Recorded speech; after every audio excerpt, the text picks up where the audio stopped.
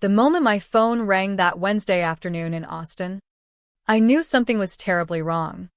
I was midway through a presentation on digital marketing strategies when the caller ID flashed Mrs. Elena Rossi's name, our mother's neighbor of 12 years in her Back Bay, Boston apartment. I stepped out of the conference room, heart already pounding. "Amelia, you need to come home right now," she whispered urgently. "Your sister Brooke has people from the building management here. They're pressuring your mother to sign papers to leave. Catherine looks so scared in her wheelchair. I think they're trying to get her out for some relocation money." I didn't wait for more details. My 3-day marketing conference in Austin suddenly felt like a lifetime away. I booked the next flight back to Boston, a red-eye that would land me at Logan by dawn. During the layover in Dallas, I tried calling my mother, Catherine, but it went straight to voicemail. Brooke's phone rang once and cut off. Panic clawed at my chest. At 35, as a senior marketing director at a Boston tech firm, I was used to handling crises at work, but nothing prepared me for this betrayal from my own family. By the time I burst through the door of Mom's rent-controlled apartment the next morning, the lavender scent she loved mixed with an undercurrent of tension so thick it felt like fog. Mom, 73, and still recovering from knee replacement surgery 4 months earlier, sat hunched in her wheelchair by the window overlooking the Charles River. Her hands trembled as they gripped a stack of documents. Standing over her was my older sister Brooke, 3 years my senior, wearing that practiced look of concern I'd grown up seeing whenever she shifted blame onto me as kids. Beside them loomed a slick man in a press suit holding a clipboard, clearly from Harbor Properties Management. "What the hell is going on?" My voice sliced through the room. Brooke spun, her expression flashing surprise before settling into condescension. "Amelia, you're supposed to be in Austin until tomorrow. Everything's under control." The property manager cleared his throat. "Ms. Thompson, I'm Greg Harlan. We're finalizing a voluntary relocation package with your mother, $32,000 compensation to move to assisted living." Voluntary? I nearly laughed. But there was no humor in the knot tightening in my stomach. Mom had lived in this apartment for 18 years, enjoying the stability of rent control that kept her fixed costs manageable on her retired nurse's pension. Her surgery recovery had been grueling, physical therapy 3 times a week. Pain that left her dependent on the wheelchair for longer distances. Nothing about forcing her out felt voluntary. I knelt by Mom's wheelchair, gently taking the folder. The documents outlined surrendering her lease for the payout, with a signature line already bearing Mom's shaky handwriting from 2 days prior. Mom, "Did you understand this? They're moving you to Sunnyvale Senior Residences, $4,800 a month. That money won't last 7 months." Mom's voice was soft, uncertain. Brooke said it was for the best medical staff on site. Brooke's tone sharpened. "Don't turn this into money again, Amelia. Unlike you jetting off for work, I actually prioritize Mom's health. She needs professional care full-time." Professional care?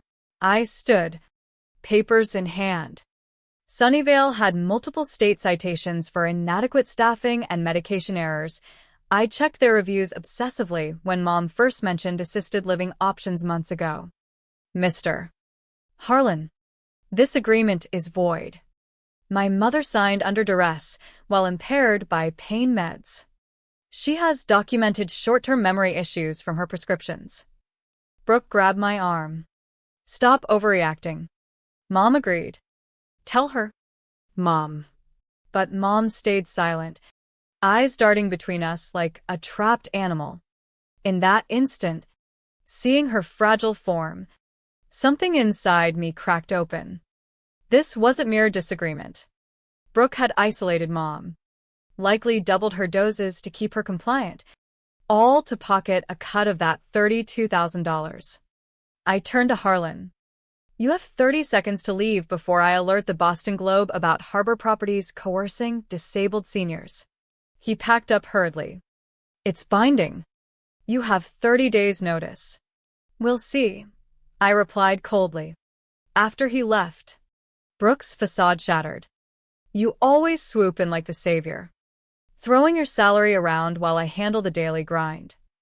The daily grind of borrowing from Mom's Social Security again? I shot back. I know about your overdue loans, the car repossession threats, and suddenly you're interested in Mom's housing right when Harbor started buyouts for long-term tenants. Mom spoke up faintly.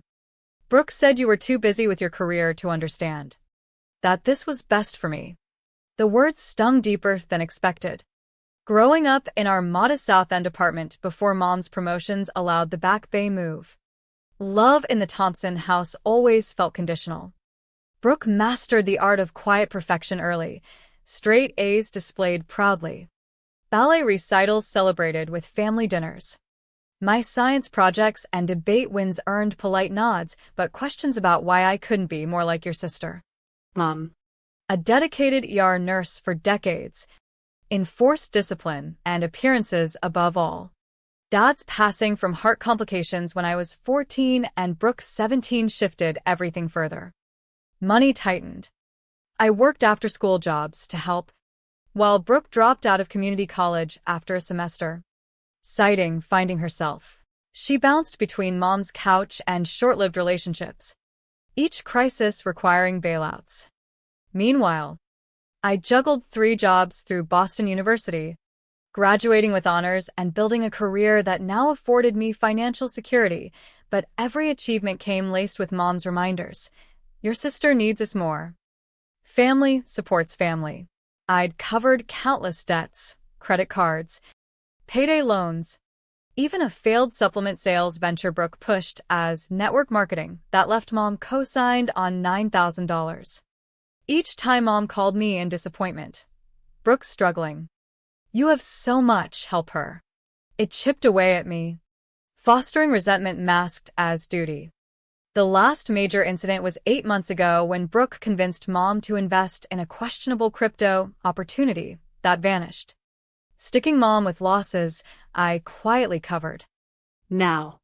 This apartment scheme crossed an unforgivable line, exploiting Mom's vulnerability for personal gain. As Brooke spun justifications and Mom withdrew, I realized the childhood pecking order was ending. Pack your bags from the guest room. Brooke, I said quietly. You're not staying here anymore. She laughed bitterly. Mom wants me. You can't force me out.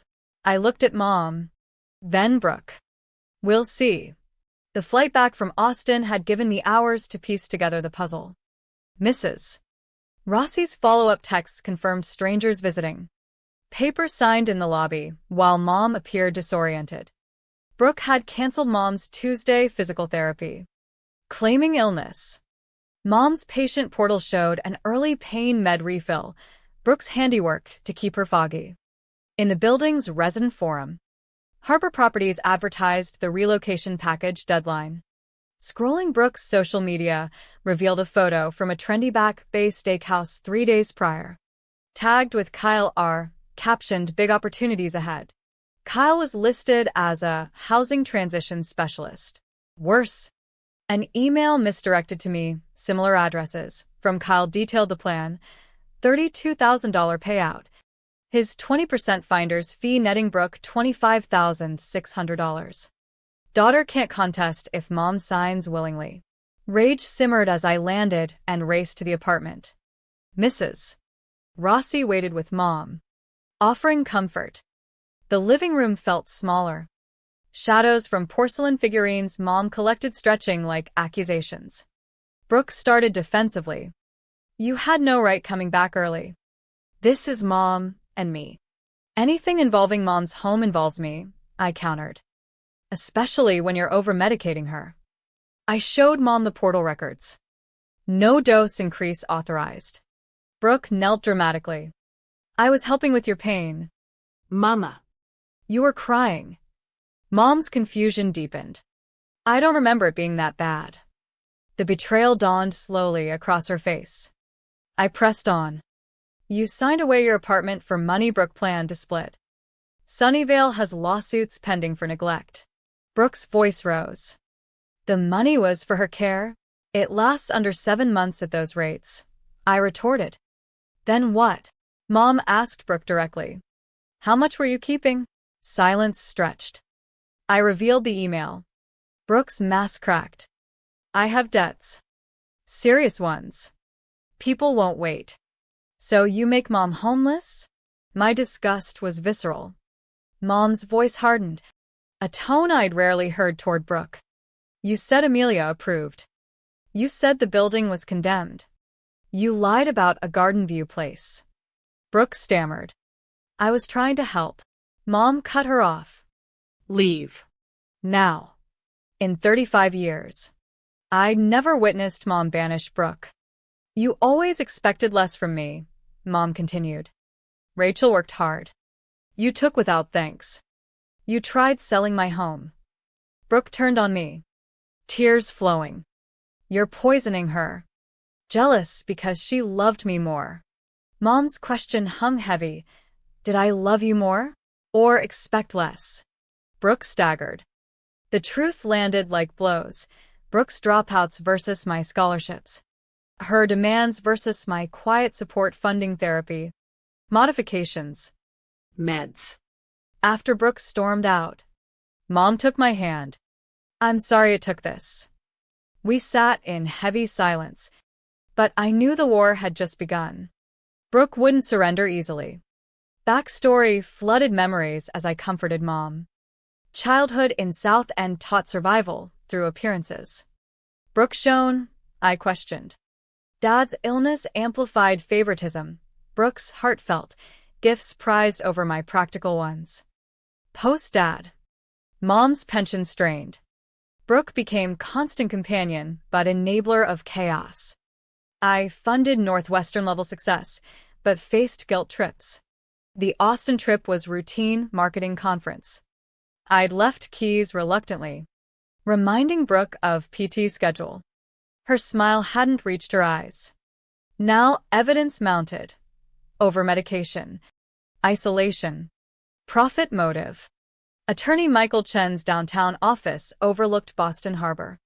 The agreement has holes, he said, reviewing documents. Kyle lacks licensing. Prove undue influence or diminished capacity via overmedication. We scheduled immediate medical eval and pursued temporary conservatorship cautiously. DR. Gwyn confirmed overmedication impairing judgment. Mom wept. I trusted her. Bank records exposed deeper fraud, thousands withdrawn. Checks to Brooke. Recent joint account additions Mom didn't recall. We froze accounts. Filed disputes. Harbor Properties resisted initially, but backed down after I cited elder abuse statutes, unlicensed brokering, and threatened media. Brooke texted threats referencing my college anxiety episodes, vowing to destroy my reputation. I recorded everything. Hiring PI Janet Kowalski uncovered Brooke's $62,000 debts, gambling apps, loan sharks, identity theft using Mom's details for loans/credit. Kyle ran a network targeting rent-controlled elders. Evidence went to authorities, creditors, licensing boards. Restraining order issued barring Brooke from Mom. I notified her creditors with proof of fraud, accelerating her collapse. Her apartment eviction followed lease violation reports. Brooke's desperate porch visit begging $20,000 for debts ended in more recorded threats. Accidents happen to old people. Public defender's plea deal rejected. Arraignment brought 15+ charges. Bail denied. Evidence avalanche. Texts. Emails. Portal logs. PI dossier. Buried Brooke. Kyle flipped. Exposing more victims forming support group. Mom testified painfully but resolutely about lies. Drugs. Threats. Brooke's plea to lesser charges rejected fully. Trial swift. Overwhelming proof led to conviction on elder abuse. Fraud. Identity theft 3 years minimum security. Probation. Restitution. Treatment. One final confrontation. Brooke at my door. Gaunt and defeated. You'll regret this. Mom will never love you like me. I recorded her final venom. Dad would be ashamed. But Dad knew my strength, as his letter later revealed. 6 months on. Mom thrived, walking with cane, herb garden blooming. Newell favoring me with discretion for Brooke. Home health aide became friend. My promotion came without distractions. Mom's text, "Thank you for protecting me, even from my mistakes." Diana's prison updates showed therapy participation, but trust broken permanently. We built real connection on truth, not enablement. Sometimes love demands consequences. Brooke's choices cost her freedom. Mine preserved Mom's dignity. Victory tasted bittersweet. Lost sister. Gained mother. Questioned if protection justifies such pain. Family bonds fracture under greed. Yet resilience rebuilds stronger foundations.